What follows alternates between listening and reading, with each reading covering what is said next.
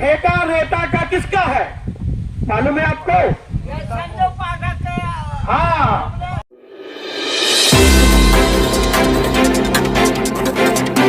आप देख रहे हैं जन आवाज। और विजयराघवगढ़ विधानसभा क्षेत्र में रेत की हो रही चोरी और अवैध उत्खनन को रोकने के लिए लोकतांत्रिक पार्टी के प्रदेश अध्यक्ष बिंदेश्वरी पटेल ने मोर्चा खोल दिया है।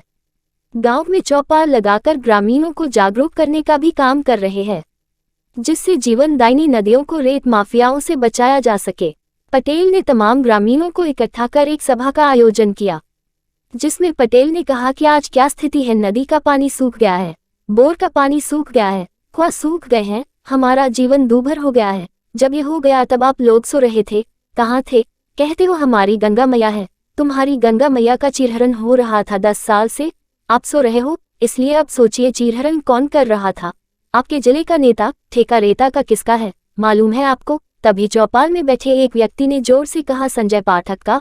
बिंदेश्वरी पटेल ने समर्थन करते हुए कहा कि हाँ सही बोल रहे, ये दादा गलत नहीं बोल रहा। लोकतांत्रिक पार्टी के प्रदेश अध्यक्ष बिंदेश्वरी पटेल ने बोला, नदी का चीरहरण जिसको हम नेता कहते हैं वह बेईमान लोग आपकी नदी का चीरहरण कर रहे हैं, पैसा कमा रहे हैं। आपको चुनाव में आपको दारू का लालच और पैसा बांट देते हैं, आप वोट दे देते हो, इन मक्कारों को वोट दोगे। सभी एक सुर में वोट नहीं देने की हामी भरी। आने वाले समय में इन चोरों को वोट मत देना, क्योंकि हमारी माँ का कोई चीरहरण करता है तो ऐसे लोगों को हम बर्दाश्त नहीं करेंगे। अपना गांव बचाना है, नदी बचाना है, नदी के जीव जंतु को बचाना है, और नदी बचाने के लिए आगे आना होगा।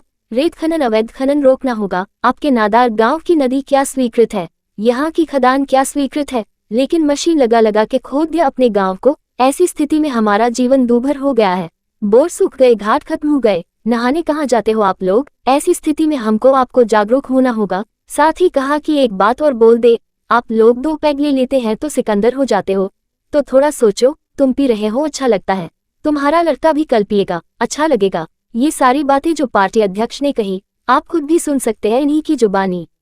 कटनी से ब्यूरो रिपोर्ट जन आवाज। आज क्या स्थिति है?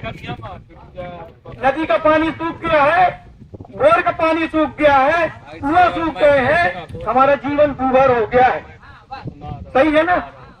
और जब ये हो गया है तो आप लोग सो रहे थे, कहाँ थे? कहते कि हमारी गंगा मैया है, तुम्हारे गंगा मैया का चीरहरण हो रहा था आज 10 साल से, आप सो रहे हो। इसलिए आप सोचिए चीरहरण कौन कर रहा था इसका? आपके जिले के नेता।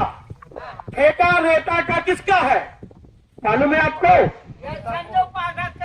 हाँ, सही बोल रही है, दादा गलत नहीं बोल रहा। यही स्थिति है कि नदी का चीरहरण जिसको हम नेता कहते हैं वो बेईमान लोग आपके नदी का चीरहरण कर रहे हैं,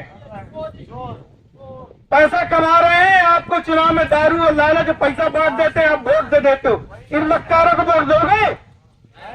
आने वाले समय में आप इन चोरों को वोट मत देना, क्योंकि अगर हमारी माँ का चीरहरण कोई कर रहा है तो ऐसे लोगों को हम बर्दाश्त नहीं करेंगे।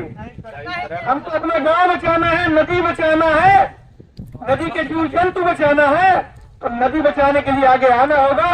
रेत खनन अवैध खनन रोकना होगा। आपके लड़ाई गांव की नदी क्या स्वीकृत है, यहाँ की खदान क्या स्वीकृत है, लेकिन मशीन लगा के इनके खोद दिया इनने अपने गांव को, और ऐसी स्थिति में हमारा जीवन दूभर हो गया है। बोर सूख गए, घाट खत्म हो गया, नहाने कहाँ जाते हो आप लोग?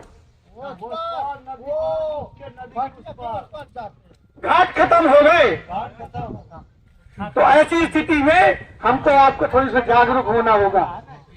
दूसरी बात एक चीज और बोल दें कि आप लोग 2 पैक ले लेते हो तो सिकंदर हो जाते हो, तो थोड़ी सी सोचो।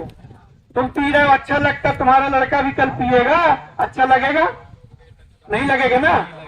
इसलिए सोचिए। बोलो भारत माता की, भारत माता की। लड़ेंगे जीतेंगे, लड़ेंगे लड़ेंगे लड़ेंगे।